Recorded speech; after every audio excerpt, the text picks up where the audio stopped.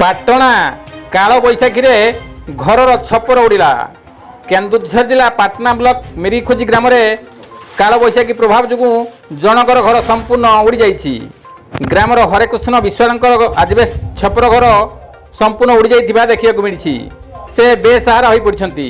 ତାଙ୍କୁ ସରକାରୀ ସହାୟତା ଯୋଗାଇ ଦେବାକୁ ଗ୍ରାମବାସୀ ଦାବି କରିଛନ୍ତି। ରଞ୍ଜନ ବାରିଙ୍କ ରିପୋର୍ଟ, କେଡି ନ୍ୟୁଜ୍ ଓଡ଼ିଆ।